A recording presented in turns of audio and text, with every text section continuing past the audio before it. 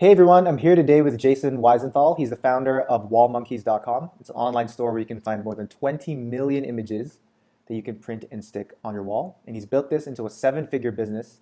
And today he's going to tell us all the juicy details about how he did that. Jason, how you doing today? I'm great. How you doing this morning? I'm good. I'm good. It's evening here in Singapore, but I'm feeling pretty Yeah. excited and lively to talk to you guys. So it's all good. Maybe you can just start by telling us more about Wallmonkeys. So Wallmonkeys, like you said, we print on demand wall decals. Pretty much sticks to any surface, walls, windows, anywhere you need to put it.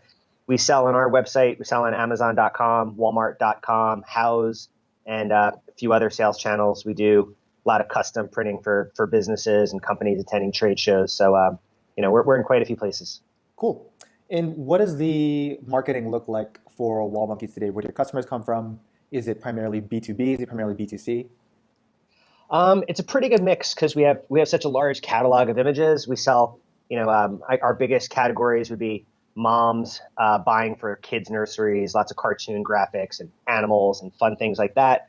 And then, there's a healthy dose of business to business, printing trade show graphics, company logos, and pretty much anything, retail signage, anything that a business might need. Yeah, so it runs the gamut. That's pretty much like everyone It's who, it's yeah, it's wide. So those customers are coming from all over the gamut, but the marketing we definitely target people individually. So it's right. nice that we can target multiple places, but we're not just blanketing one message out there. Yeah. And is it the same brand for the business people versus like the soccer moms? It is the same brand. We've thought about trying to do something different, but I just think it would distract us, and we're not so big that we need to do that. So it Right, is the same brand for everything. right. Yeah, and if it's not an issue, I guess, if it ain't broke, don't fix it kind of thing. Yeah, just we just have to communicate to different people. Like, if you see a baby picture of a baby decal and you run a business, we just have to get your mind to think, what can the wall monkeys do for me? How can Yeah, I help you specifically? yeah. And how long have you guys been around? Little over 7 years now. Cool. And Yeah. is it just been you or do you have a co-founder? What does the team look like? So I own the business, just me, but we print everything in-house, customer service, printing, shipping, everything happens at our office in Gaithersburg, Maryland. And we have about seven, right now we have seven people in the office. And then we have, it's just depending on the project or what's going on, some freelancers that do some development or have someone that manages our pay-per-click. And those guys are outside of the office. Okay. So you've got some people in the same city, in the same physical location, but also some like freelancers or some people Yeah. remotely. Yeah. Usually project based, we use Upwork or Oh, cool. freelancer, if we're looking for something specific. Yes. I definitely want to get into a bit more of that and how you structure the team because I think a lot of people who are watching this, they're at the point where maybe the marketing is getting a bit too much for them to handle, and a lot of them Yeah. are thinking, okay, do I hire somebody full time? Do I get somebody freelance? So let's loop back to that. But maybe you can tell me more about what marketing looks like today. So you mentioned that there's a B2B component and like a soccer mom component. So how do you get customers? I guess like we can start with that.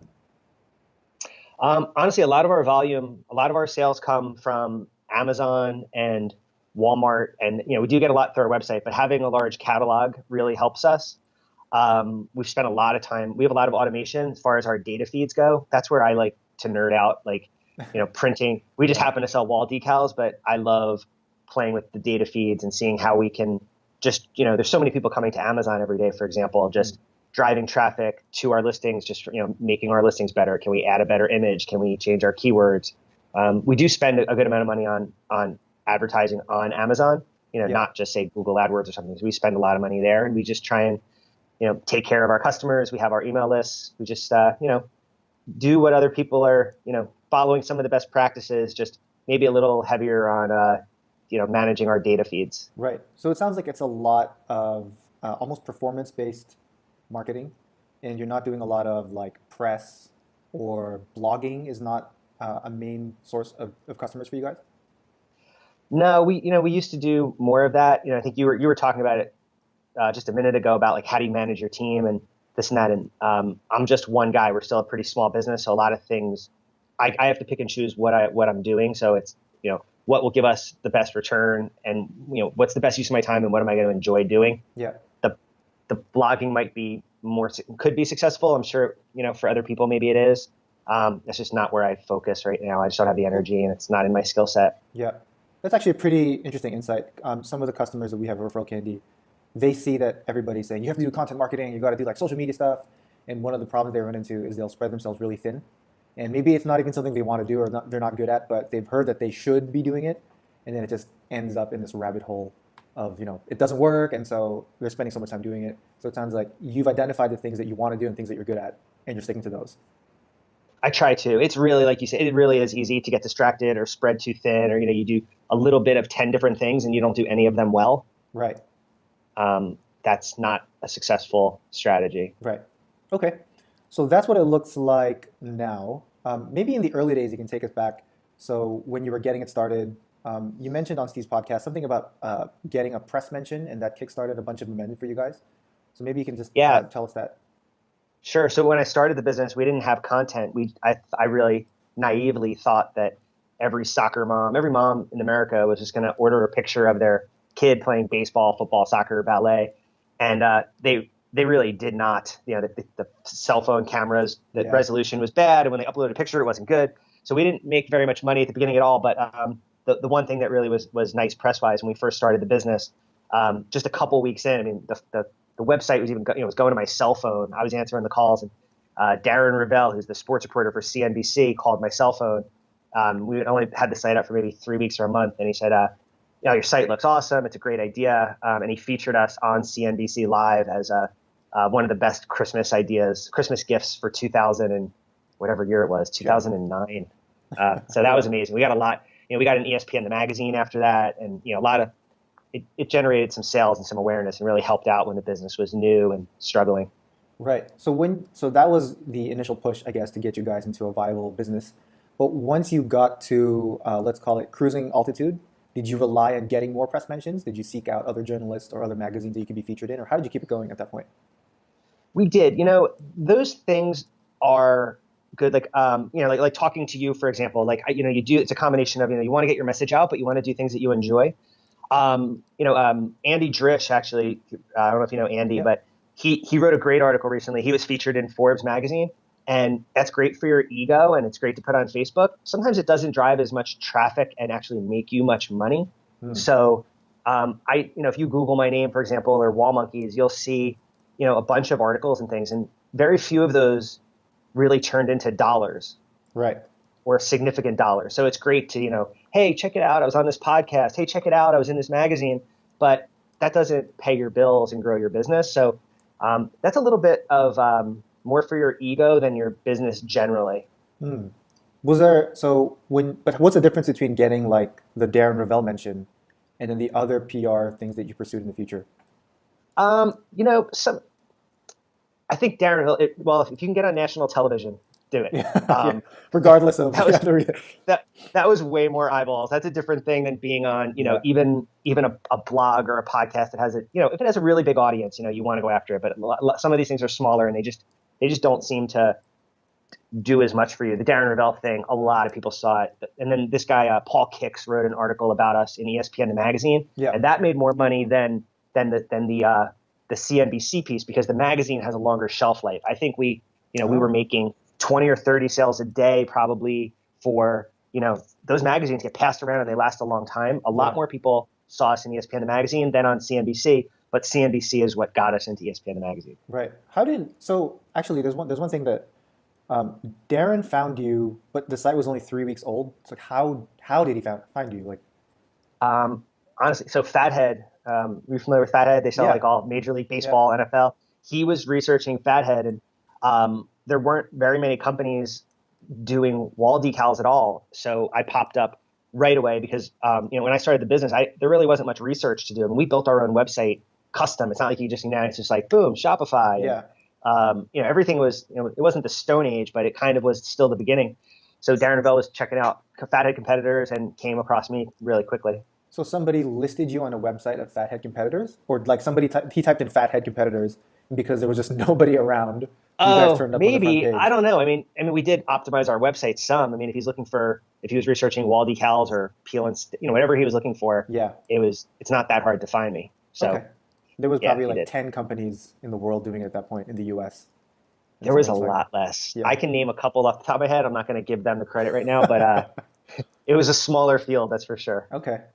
So once, so that PR thing got momentum, and then after that, did it just keep growing organically through word of mouth, or did you start to put in SEM at that point, like AdWords? How did you keep it going? So for us, honestly, the biggest drivers were one, getting content. We started out, I was buying royalty free clip art. I was doing these like little things like 20 images here, 50 images there, Yeah. 100 images there. And when they started to sell the content, that was when I realized that, hey, if 100 sells or 1,000 sells, what if I get like a million or 5 million? How can I do that? Yeah. So I figured out how to get a lot of content, which, let's say you're a doctor, a lawyer, a dentist. You could be the best doctor, but you don't have amazing medical images. Once we got medical images and images for people that they could search and pick, that was like one of the big pieces to the puzzle. And the other one was getting on the places where the eyeballs are, which is, Amazon and, Mm.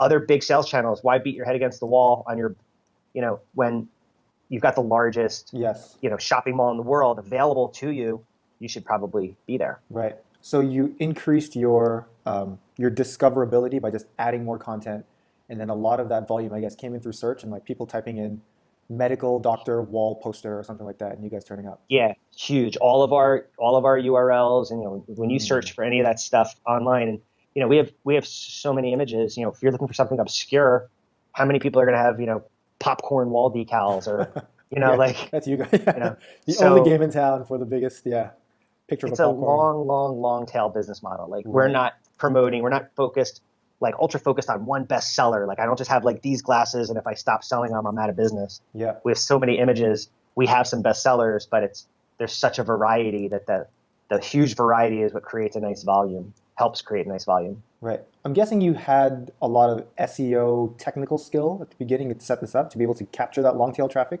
Because I'd imagine if you have millions of new pages coming up, you want to do the information architecture right, the site structure. Would that be Yeah, a fair guess?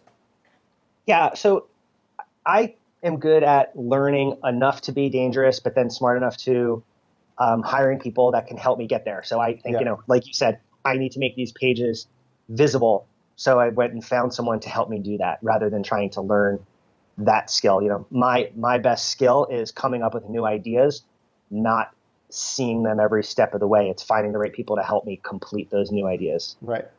And then getting somebody to, do you train them up or do you find somebody who's already good at it and you bring them in? I try to find now, that was something I used to try, and you can decide if you want to bargain shop on Upwork or someplace, depending Yeah. on what you're looking for. Or what I have found, if you're going to hire somebody at $20 an hour, but you can find somebody who's potentially one of the best in the world at Yeah. 70, 80, $100 an hour, Yeah. you're going to be better off as long as you can afford it, which, hopefully you can. Yeah. That $100 an hour guy is going to be a better value Yeah. than, I'm not going to learn SEO and compete with that guy. I'd rather hire him and pay him to come in, kill it, and Yes. then move on. I think it's one of the most counterintuitive things, and it's hard to wrestle with that when you're at that level and you're like, okay, I don't have an unlimited budget, but I want to hire somebody to help me out with this. For me personally, whenever I need to hire, say, a developer to code something, and I'm thinking, okay, I'm picking between the $20 an hour guy versus the $80 an hour guy, I feel like I'm trying to I should save money and like get the lower end guy, but it always pays off in the end to get the tier one best in class because there's just so much that you don't know. He might even ask you something that's like, hey, have you thought about it this way? And saves you even more time. Did you have to Yeah, struggle with that at the beginning where you were like, okay, I don't want to spend all this money? Or from the beginning, you're like, right away, I'm just going to get the best that I can and bring them into my team? not always. I think being an entrepreneur is about making tons of mistakes, hopefully not repeating them, but programmers and developers, hiring people is always a challenge. Yeah. Some people have that super skill. I've gotten a lot better at it, but no, I've had projects fail and wasted money on, lower priced people when, Yeah. when a $20 an hour guy, if he takes 20 hours, it's $400. Yeah. $100 an hour guy might actually get that done in 3 hours and save Yeah. you money. Yeah. So yeah, definitely a lesson learned. What's your process for hiring? So let's say you've identified that you need help with something. You mentioned Upwork. Is that the only place that you get your team from? No, I've used Freelancer. I mean, it depends what skill, but what I try and do is very clearly define exactly what I need. And then, on a site like Upwork, you're going to filter, right? So Okay. if you just want to look within the US and you want to look in a price range, or you want to make sure that they have a 90% feedback rating and make sure they completed, close to 100% of their projects on time, and see how many people repeat use them. Yeah. So, you try your hardest, and then, you communicate with them and try and not make a mistake. But the higher price guys that you can vet out better have really come through for us much better than trying to bargain shop. Can you give an example of how you've done that with somebody in your team now? So that was maybe hired through Upwork? Sure. So we just, and he's not done yet, but I think he's about 70% done. We host our site, and we do some other things with data. It's all on Google Cloud. And I really felt that our costs were too high, that we over-architected our Google Cloud account, and found this guy who is just absolutely brilliant, best of breed. This is what he does. And he saved us so much money. And he's just so professional in how he communicates, and he's timely. And this guy's just worth every penny. So, we knew we needed to restructure our Google Cloud, and that is specifically what we looked for. It wasn't, I did this once or twice in the past, or, I'm familiar with Amazon, so I can do it on Google. We aimed specifically for somebody who with this skill set, and we found him, and we're paying him well. Right. And that was through Upwork? That was through Upwork. Oh, yep. Very cool. And so how do you, so you find this person and they're super good. Do you look for references? Do you get on a call with them? Do you treat it We always get on a call. We email. We see how fast they get back to us. The other thing I have is he is a freelancer, but I have one programmer who's pretty much like, I say it in English, and then Ben says it. He oversees these projects. So he's like my technical babysitter. I'll tell him, Ben, this is what I want to do. This is what I need. Ben will write out exactly what I need, and then he'll really help vet and be like project manager on a technical level where I don't have all of those skills. So, really documenting and setting a timeline for, what are the skills? How long will this take? What is the estimated cost? Let's not open-ended, beginning, middle, end, and be very clear about what type of reporting. Do you want to hear an update at the end of every single day? How do you want that to look? And make sure that what you ask for, you get back. Yes. If you ask for a report every day at the end of the day, even if it's brief and the guy misses a day or two, that's a red flag. Remind him once, but if he does it again, you might want to, drop that guy. Yep. Very cool. I wanted to ask you about you mentioned about Amazon, and how do you balance that against having your own e-commerce store? So is there a risk between selling too much on Amazon and then you're not thinking about your own property too much, or how do you manage that, those two different sales channels? It's a good question. I think everyone runs that risk, right? No one wants to have all of their eggs in one basket. So like as an entrepreneur, the way I describe it, I don't know if I can curse on your video, but the way I say it is, as an entrepreneur, right? Like I come to work, I wear an Under Armour shirt, I wear a hat, I just roll out of bed, do what I want to do, work in jeans. You don't want to have any one person. You want to be able to say fuck you to anybody. So, most people can have a higher percentage of their sales on Amazon. So you want to be in other places, and you want to, I would say, not have it so, God forbid, something happens on Amazon that your business collapses, like too much of the revenue. So you just, it's not like you purposely say, I'm going to make less on Amazon, or, of course you want to make as much as you can on all your sales channels, but I'm very aware that these customers are Amazon's customers, where the customers that come through my website are, my customers. You can't market Amazon's customers the same way. You have to be, it's their house. You got to play by their rules, and you just have to be aware of that. Yeah, because you can't do things like email capture, like retargeting pixels and stuff like that, right? No, you have to be careful. We're very careful we don't do anything that's in the gray zone. I know a lot of people who, there's different ways they try and contact people and follow up, and anything that's questionable, I'm just probably not going to do that on Amazon. Right. I think if you can stay within the rules and be very successful. Was it something that you knew when you were starting out that you were eventually going to sell on Amazon? Like, how quickly did you make that jump to, okay, I have my own store, and then at some point you got to make a decision like, okay, I'm also going to sell on Amazon? Yeah. So it was at the beginning. These are all, like, I call it zigging and zagging, right? Like, you talk about character traits and things that people need. You have to be really stubborn, and you have to keep thinking. Like, we didn't make money at the beginning. It would have been easy to say, well, this is just a bad idea, and quit. Yeah. So I kept trying different things. And when we started to add content, I saw, oh, well, that sells. That's a good thing. And a bunch of things we did failed, but you quickly, like, oh, that didn't work. Let's try something else. That didn't work. Let's try something else. Fail quickly and learn. Once we got the content, it just made sense. Like, hey, there's a whole lot of people on Amazon. Let's give that a try. And it works and becomes something. And Yeah. you stick with the good ones and you drop the bad ones. Hey guys, hope you're enjoying the summit so far. If you're watching the summit, I'm guessing it's because you're looking for new ideas to grow your store, right? Well, if that's you, come check out what we're doing at Referral Candy. What we do is we help stores grow by adding a Refer a Friend program to your store. So how it works is you hook us up, we'll give your customers their own personal referral links and help you reward those customers when they refer new customers to your store.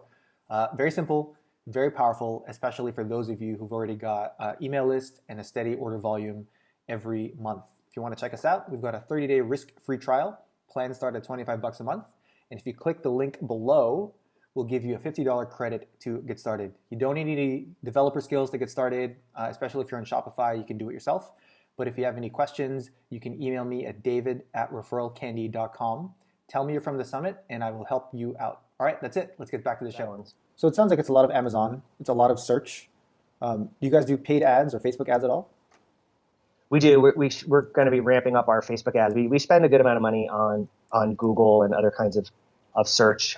We spend a lot of money on Amazon's ads also. Amazon's ads are very effective. Wish the reporting was a little bit better. Sometimes it's a little hard it lags and it's hard to see where your money's going and what's most effective. Yeah. Yeah. So Facebook ads, not yet. It's like maybe starting the effort, but not yet. We have a strategy that we're implementing. I know a lot of people are driving a lot more sales than we are from Facebook. I think that'll be probably 60 and 90 days from now. We'll be doing a lot more there. That could be an interesting opportunity for you guys because it's such a visual product, and you can put ads of the wall decal in the location of your target market, and so there's a lot of opportunity there. It should be really interesting. What were some of the things that you talked about that were like the zags that didn't work? So some things that you thought that were going to work that maybe you were excited about, but totally failed or totally didn't pan out the way you thought it would. Well, I mean, the biggest one was the initial idea for the company at the beginning. I thought it was going to be just custom wall decals, and people couldn't get the right photo and upload the photo, and the resolution was bad. It was blurry. I mean, we didn't have enough sales, and then when we got sales, we had to give out so many refunds because people would place an order and send us a terrible picture, and we were just a little bit ahead, and there wasn't a way to know. So the whole beginning, until we started to get content and draw some more eyeballs, luckily I ran it out of my basement, and I didn't lose that much money, but we didn't make any money. I mean, I was a basement business for 2 years. Yeah, and you just stuck with it, and you're like, I will figure this out. I'm going to find some way to make this work. Yeah, I mean, we tried. We have some professional photographers that we print for, guys that shoot sports leagues and things, and that's okay. But I put a lot of effort into that, and even at that time, that it created a little bit of money. Or we hit event planners, and it just wasn't finding the exact formula for consistent sales. Yeah. But so at what point did you know that you had found something and it was going to take off? So I'm guessing the chart was like this for a while, but then eventually it went like this. So what was that inflection? Yeah. So when we started to add content, it was when we figured out how to connect to. Now it's Adobe. We connected to Adobe's. I made a deal with them to get to be able to offer all of those images and then pay when they sell, so people could search this really vast catalog of millions. That was like almost like when we turned that on, and people could search and find it. That was when the sales really just took off because, we went from maybe 2,000 images to millions. Millions. Yeah. So how did you do that? I mean, what leverage did you have that you could go to them and be like, okay, I will now take all this content you have and monetize it? And like, why would they do that with somebody who was at the state that you were at? So I had I had the idea and I wrote it down, and sometimes you just have to ask. I sent an email to the guy who was in charge of North America and was very clear in what I thought and what I wanted to do. And he called me on the phone, and Adobe was owned by somebody else. Adobe Photos, it was a different company a few years ago. They just got bought. Adobe bought another company. Fotolia, right? Fotolia. Yep. So the guy who's in charge of North America, his name is Chad. He's a really good friend of mine. He believed me and took it to the CEO of the company, and he gave the approval, and they did a little programming to, make my idea happen, to give us access. And Chad, he just believed me. Was that sometimes you just have to ask. Did you know him, or was that like a cold email? It was a cold email. That's I awesome. just I just felt in my soul that this was going to happen. Yeah. And he believed me, and he's a great guy. And That's we've awesome. been, we've been friends, this whole time. Cool. That's pretty cool. Yeah. Um, Yeah. I want to ask you about some of the behind the scenes stuff. So like ops changes, right? So I guess that was a big deal when you started getting the access from Fotolia or Adobe. At that point, was it still just you in the basement? Yeah. It changed really fast. So it was just me in my basement. And then I hired one guy because I wasn't leaving my basement. The only time I would see somebody, seriously, I mean, I was doing everything. I was printing the orders, I was Yeah. packing the orders, I was going to the post office. Some days I wouldn't see another person until like 3 o'clock in the afternoon. I was Yeah. hungry, I didn't eat. So I hired one person, and then it really did take off pretty fast. Like once we started to get some momentum, Yeah. and then I had like when I had 3 or 4 people parking in front of my house, and there was too much Oh, garbage. you didn't It move to an just office. I did. It took a little while though because we grew fast at the beginning. So I went from like 1 to 4 people, probably in like a month or something like that. Oh, So then wow. so then when I was like, my neighbors are going to start Yeah. thinking, What's what's going on over there. So then we moved to an office, and we've been out of the house for a while now. cool. So those guys weren't from Upwork because they were from the real world. Like, how did you No, find no. them? Like, how did you? I've used Craigslist. Word of mouth is nice. Some of this, what we do in the office. It's customer service, which is we place ads for that, or hopefully word of mouth. There, you need certain skills. Graphic designers, we really try and get word of mouth. It's a little harder to find people that are really skilled in, say, not Photoshop, but Adobe Illustrator. Yeah. And then we just printing. We find people that have experience. Sometimes we train. It's not that hard. So Craigslist, I like to hire friends of friends if we have good employees. Yeah. It's nice when for a friend. It makes it a lot better chance that the person's going to work out. Were you doing things like networking with other entrepreneurs or the business community in your city?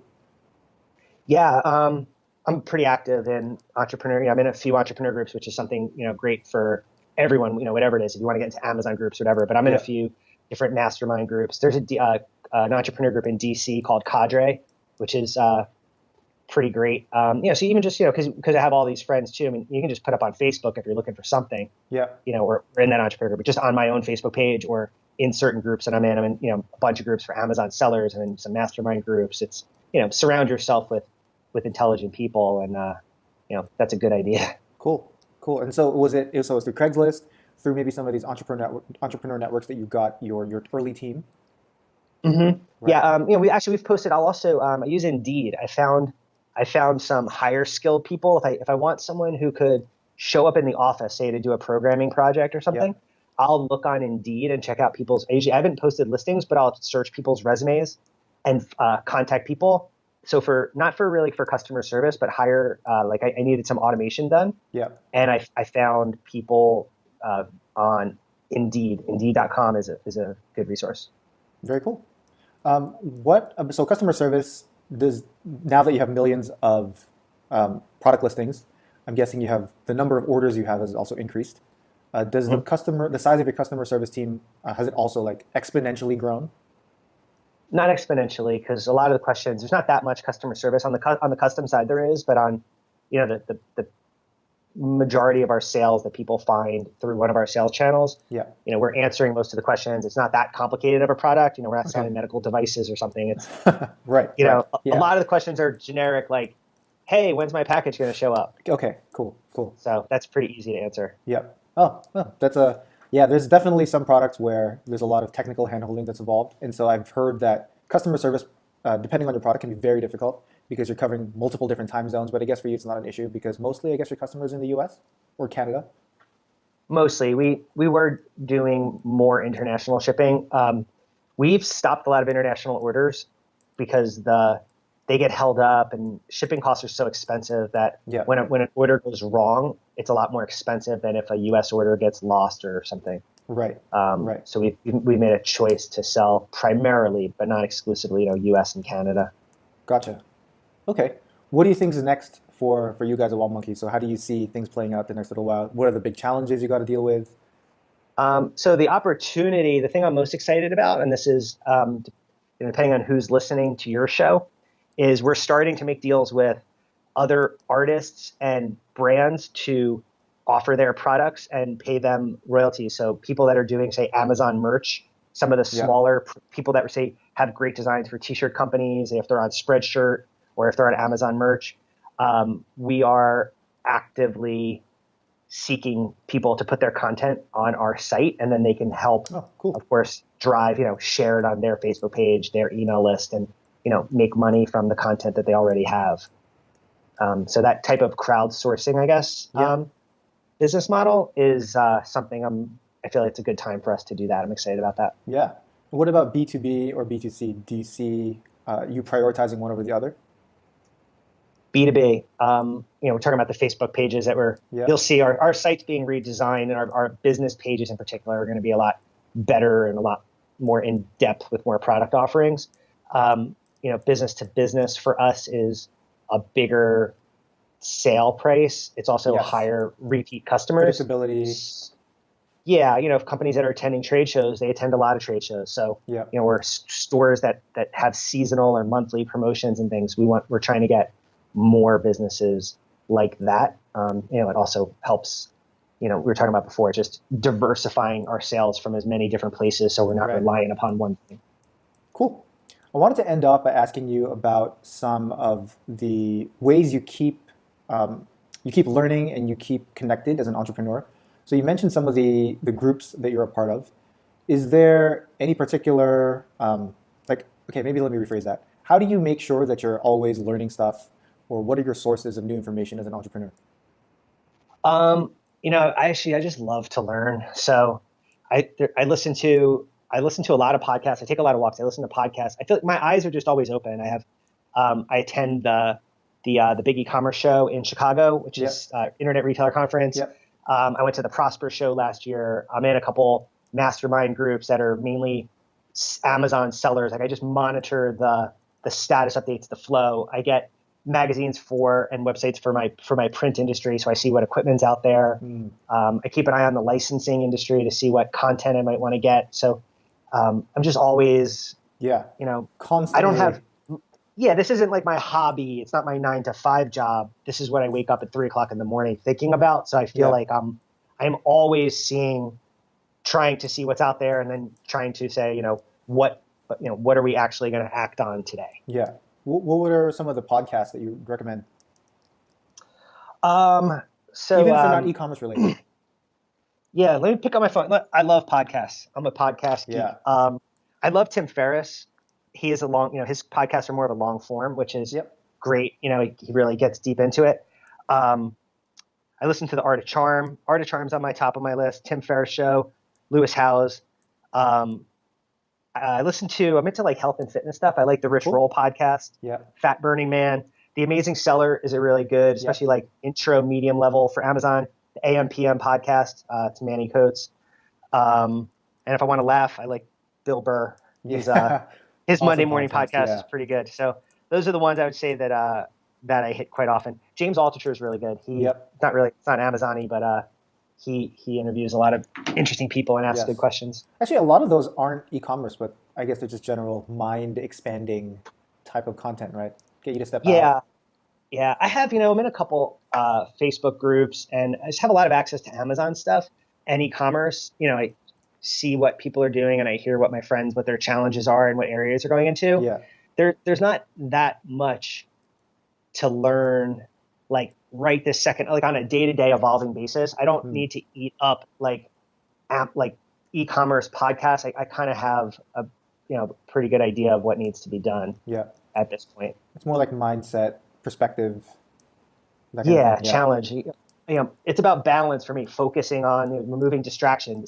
That's a really big thing. Like, looking at your phone, checking Facebook, Twitter, all these different things. Like, just, focus on one thing, do one thing, sit down, be very intense about it, and then get on with your day. That's a really big thing. Last question for you is about your morning ritual. You mentioned this in a couple of podcasts, but I never really got a satisfying deep dive into this, but it sounded like something you wanted to talk about. So if you could tell us about that, how you got to the ritual it is now and how it helps you, I think that'd be really interesting for people to hear. Yeah. So I guess I had a few years ago, I had a health scare. Okay. And after that, I kind of looked in the mirror and decided I needed to change my life. So my diet, my exercise routine, I took a meditation class, and it just continued to evolve. That's why I like the podcast that I mentioned. A lot of those are really just about awareness and being mindful. So my morning routine, I just find I like to be disciplined and organized. I don't like clutter. So when I wake up Yeah. in the morning, I do the same things. I make my bed every day. Mm. I drink coffee at the same time. I prep my food. I make sure my food is for the week and for the day. I have food for the week, and then in the morning I'll pack my food before I bring it to the office. Some days I work from home, some days I work from the office, but I'm very routine how I wake up, how I get dressed, and then whether I'm working from home or the office, I know that my most productive time is until about noon.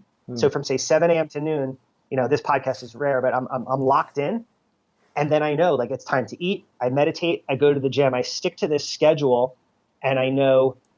I don't try and fight it. Like my brain is kind of done by the afternoon. So that's when I'm just Yeah. in the office. I can go to the office and just be there for my employees, see what's going Yes. on. I can answer some emails, take a phone call. But my deep thinking, you could get frustrated and try and get work done in the afternoon that requires deep thought. And I can't do it. You have to accept, like, I know this is my window from 7 a.m. to noon or Yep. so. And that's it. Get your work done. And then don't get frustrated with yourself outside of that window. Just focus very hard and remove the distractions in that window. So Right. that's where my routine comes from. So it's like rolling with the punches. It's like I see that I'm going to get interrupted in the afternoon, so I'm not going to schedule crazy deep work. I'm going to let people interrupt me, and I'll expect that.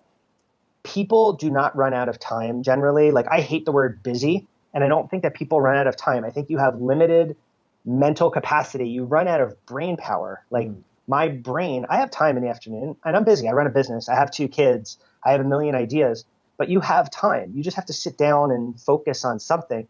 It's willpower fatigue. So like I wear the same kind of things almost every day.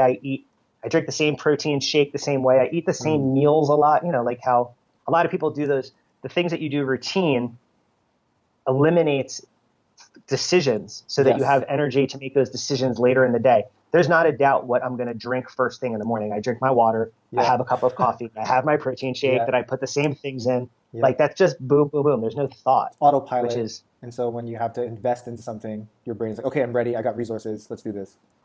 yeah, like I Yeah. clear off my desk. I sit down. I'm a little kid, man. I clear off my desk. I Yeah. pick my task and you just sit there like, that's it. This is what I'm Yeah. doing. So here's the thing. So I hear that a lot. Like a lot of successful people have definitely morning routines, and they manage their energy, not their time. So they know when they're most productive, and they like double down on that. But the thing is, like bedtime. How do you manage that? So is it the What same time? time, like bedtime? When you go to bed, is it the same exact time every day?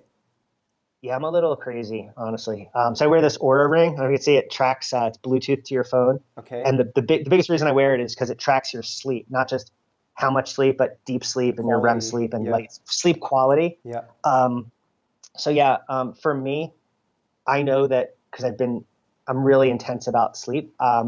I try to put my phone down by 9 p.m. I'm pretty much in bed by 10 p.m. Yeah. The blue light in your eyes, like for me, I need to unwind. I can't have deep conversations. I don't want to get into an argument. I Mm. also don't want to eat a big meal a few hours before bed. I Yeah. try and I sleep my best, no alcohol, phone down at least an hour before bed, and not a big meal. If my stomach, for whatever reason, if I'm digesting a big meal, I'm not going to sleep as well. Mm. So it's really not just getting in bed. It's really preparing for bed Yes. to make sure you have a good night's sleep. And it's for my body, I'm 100% sure that how I prepare for sleep affects my sleep most. Right.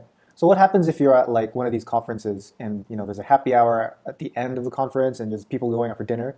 Do you go away at 9 p.m. It's like, okay guys, I'm gonna go to bed now? Or like how does it work when there's different schedules at play?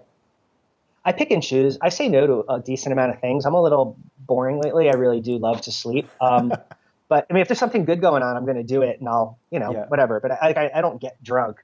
But if I'm at an event, I might be the guy that just, like I'm better. I'd rather talk to you one on one and have a deep conversation Mm. than be at a big networking thing. That drains me being around 50 people Yeah. or a big room, 100 people, 500 people. I would much rather have a deep conversation with one or two people. Like Yep. this conversation is great. It gives me energy. Mm. Those big events, there's a good chance I'm going to watch that speaker. I'm going to talk to a couple people. Yeah. I'm just going to slide out the door.